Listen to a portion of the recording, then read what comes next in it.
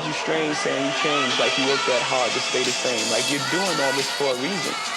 And what happens most of the time, people change.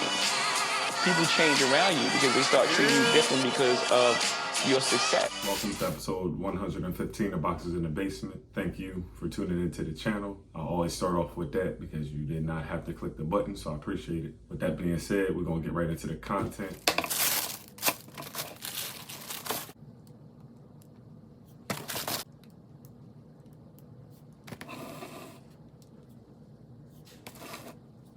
That being said, this is the Nike GT Hustle 2, and there's numerical 2 at the end of it, implying that there was a 1, and there wasn't. The first rendition of this shoe was the Nike GT Run, which I don't know if they're going to bring back or just spin off into something else, but this is the second edition of the Run, which they changed the name to GT Hustle. One of my favorites at the time when it came out, it gave me those Kobe vibes, those low top Kyrie vibes, was the Nike GT Cut. The Nike GT Cut kind of escalated. It had inflated numbers, resale numbers, and you couldn't get your hands on certain ones. And nobody really wants to spend $300 to $400, $500, $700 to $1,000+ for the shoes. And hopefully these don't skyrocket to those prices. So I kind of fell back from them only because at the price point for the retail, they broke down like any other shoe. It had some components to it that I enjoyed, but there were some other ones that was just as comparable for a cheaper price. Also, the GT Jump, I did do a review on that. I forget which one it is. Just scroll down and check that out. The GT Jump, that's the one that Nikola Jokic, Joker from the Denver Nuggets, MVP in the NBA, wears. And I know they're going to come out with a different rendition of those as well. This is the Nike GT Hustle. You have to do your research on it because there are no pre-existing shoes that are like this before. And this is the Talaria colorway. I was going to get the black ones. I'm glad I waited because they went up in price. And these are the EPs, which are made overseas, and they have more durable materials supposedly because there's a lot of playing outdoors in the demographic that certain sneakers are released at. This one right here was actually at retail, and love this silhouette.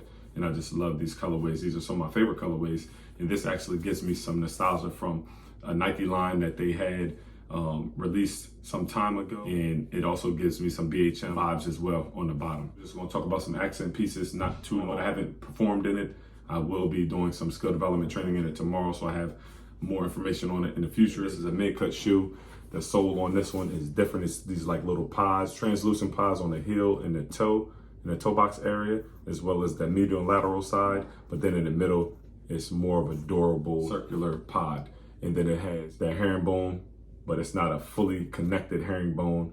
It is a broken pattern, I guess you can say, like kind of suction cups. I thought of an octopus at first, the little suction cups on an octopus. That's what it gave me an idea of. They have this material right here. I know on some of the shoes, they have like tags or whatever, and I like to read that, but I don't like to get into all those technical names because if you search for like a specific kind, yes, that's cool. But if not, you try on a shoe and it could be something that you never knew what material it was and it works for you. But this one right here, this polymer that they use, it appears to have some little spider legs in it already. And it appears to have impact absorption. And I'll know further along as I play in it and perform in it how that, breaks down. Tennis ball theme has like a suede or felt in the front toe box area, which will probably add for better durability. And even if it's scuffed, it doesn't show it as much. And then it goes around to this. They're starting to use this. They've used this on the previous Ethics Gumbo colorway I showed you, as well as the Hardens, which they're starting to put on shoes. I guess it speaks to durability.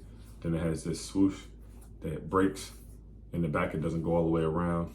It has this nice material in the back. As far as the protection around it, it's highly protected. It has Achilles Protection. It has all these like foam. I don't know what kind of foam. It has great responsiveness. So when you press on it, hold it, it kind of goes back to its original form. And then this tongue is a non-traditional tongue. It has a suede over top of a foam. There's a traditional eyelets in there. Black and white, the mesh is the same on the toe box area. This is just basically an unboxing. Check out the little short that I did on it, is that you can view the shoe before you purchase, that you won't be able to look at online like this. Last talking piece is true to size. Nike 11, go with 11. Before you had to go half a size up with this Kyrie or that Kobe, or go half a size down depending on what manufacturer, but with this one it's TTS. So get your true size. If you're wide footed, you might want to go up half a size, but it does have like a wider toe box area and near the greater big toe. Episode 115, Box in the Basement, Nike GT Hustle 2, Talaria colorway. Take care until next time.